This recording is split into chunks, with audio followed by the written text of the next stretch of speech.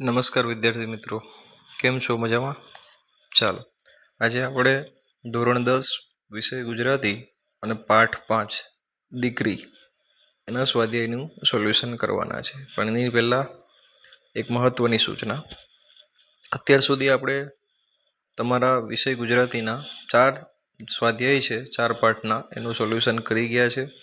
અને એની પીડીએફ જો તમારે જોઈતી હોય તો ડિસ્ક્રિપ્શન બોક્સની અંદર લિંક છે, ત્યાંથી એને ડાઉનલોડ કરી શકો છો. સાથે સાથે તમારા ધોરણના અન્ય વિષયના પણ જો તમારે સ્વાધ્યાય સોલ્યુશન્સની પીડીએફ જોઈતી હોય તો એ પણ તમે ત્યાંથી કલેક્ટ કરી શકો છો. અને અમારી સાથે વોટ્સએપ ગ્રુપની અંદર જોડાવા માટે પણ ત્યાં લિંક આપેલી છે, ત્યાંથી તમે જોડાઈ શકો છો. ચાલો, હવે આપણે આપણા સ્વાધ્યાયનું સોલ્યુશન કરીએ, જે ખૂબ નાનું છે.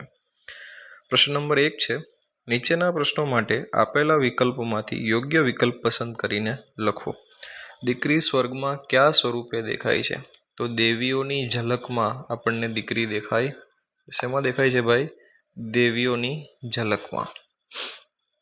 બીજો પ્રશ્ન છે, દીકરીની સમજણ વિસ્તરી છે તેવું કયા કારણે કહી શકાય? તો પિતાને સહારો આપે છે દીકરી, ત્યારે એવું કહી શકાય કે દીકરીની જે સમજણ છે એ વિસ્તરી છે. દીકરીની સમજણ વિસ્તરી છે. આગળ જોઈશું. ચાલો, પ્રશ્ન નંબર 2 છે, નીચેના પ્રશ્નોના ઉત્તર એક બે વાક્યોમાં લખો. કવિ સ્નેહનું ઝરણું કોને કહે છે? તો ઉત્તર છે, કવિ સ્નેહનું ઝરણું દીકરીને કહે છે. બીજો પ્રશ્ન છે, દીકરીને માથે હાથ ફેરવવો અને દીકરી હાથ દે એમાં શું ફરક છે? જો આ પ્રશ્નો પહેલા સોલ્વ કરતા પહેલા આપણે જાણી લઈએ એક વખત કે 2026નું આપણું જે માર્ચનું બોર્ડનું પેપર છે ગુજરાતીનું, એની અંદર અહીંયાથી વ્યાકરણની અંદર પ્રશ્ન નીકળેલો છે. માથે હાથ મૂકવો, સહારો દેવો, આવો એક અહીંયાથી પ્રશ્ન નીકળેલો છે. એટલે ધ્યાન રાખવું કે તમને બોર્ડની અંદર કયા લેવલના કયા સુધી કઈ જગ્યાએથી પ્રશ્નો નીકળે છે. આપણે એની ચર્ચા અહીંયા કરી. હવે આનો જવાબ જોઈએ.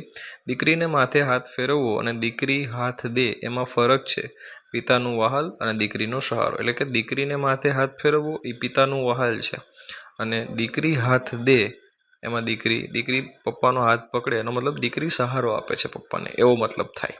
એટલે અહીંયાથી 2026નું જે બોર્ડ છે ગુજરાત બોર્ડ, અહીંયા તમારા માટે હું લખી દઉં 2026 જે ગુજરાત બોર્ડ છે એમાં અહીંયાથી પ્રશ્ન નીકળેલો છે. બરાબર.